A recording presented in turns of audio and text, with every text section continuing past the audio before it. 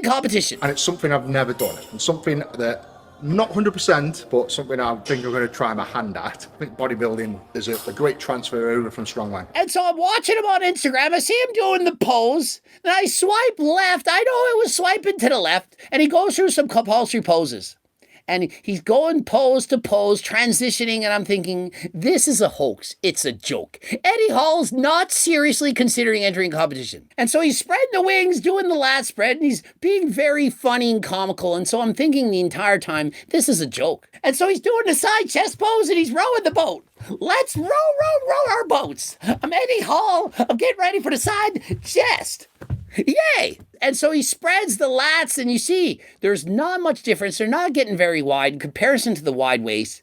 This is not the ideal shape for bodybuilding. Not saying he can't do it, but he obviously does not have pro-level genetics in terms of shape and symmetry. Size, sure. Guy's 360 pounds, he's huge. But to do well in bodybuilding, it's more than just having a lot of muscle. It's about getting the detail, the symmetry, the proportions, and so on. What am I aiming for? I'm not going to be big Ram. I'm thinking more, it's sort of in between. It's a bit like Chris Bumstead, but with ridiculous mass to it as well. And so does Eddie Hall have realistic goals? Well, he's like, well, let's be honest. I'm not going to be as big as Big Ramy. A little bit big. You know, I'm more realistic. You know, I'm thinking more like Chris freaking Bumstead. I actually think it would be far easier for Eddie Hall to look like Big Ramy than to look like Chris Bumstead. Chris Bumstead, 4-time Mr. Olympia champion, has a tiny waist, broad shoulders, 6'1", weighs in at 240 pounds, but looks way bigger than he really is. And so let's be realistic here.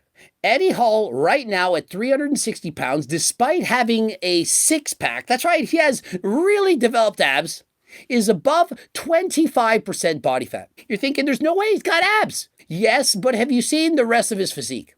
His arms, his chest, his back, his lats. When you're trying to determine someone's body fat percentage, you don't simply look at their abdominals. If they have abs, oh wow, so lean. If they don't, oh wow, so fat. Body fat, probably, if you did a DEXA scan, I bet you I'm hitting 25, 20, 26% body fat, which is quite average for most males in the UK. But in bodybuilding standards, even this is considered to be overweight and or obese. And so if I had to take my best guess, I'm giving him 30% body fat. You know, you're thinking there's no way that's possible. But looking at the thickness of the fat in the entire body, I do believe he's very close to 30%. And so at 30% body fat at 360 pounds, which is remarkable, it gives him a lean body mass of 252 pounds. That's right, with 0% body fat, Eddie Hall would be 252 pounds. Sounds incredible. And to get to about Coach Greg's level leanness, of which he could probably do well in guest posing,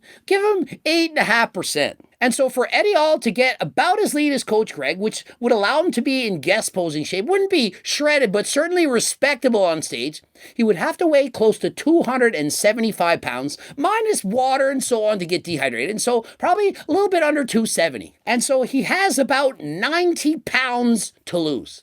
I know it's shocking. I know it's hard to believe.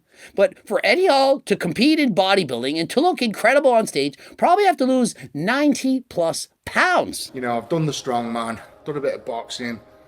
I was a national champion swimmer back in the day. I think bodybuilding is a great transfer over from strongman. Eddie Hall has close to 90 pounds to lose to compete in a bodybuilding competition. And look where he wants to be. He's not going to settle for second best. This is a true specimen and athlete, a former national champion swimmer. That's right, national champion swimmer.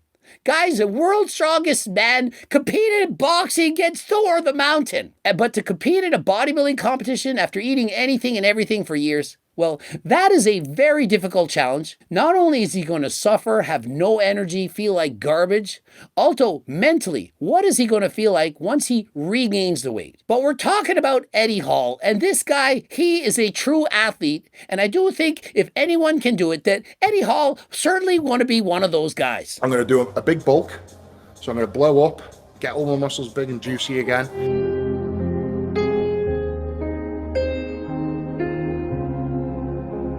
Eddie Hall does not need to do a big bulk. Eddie Hall is a bulk.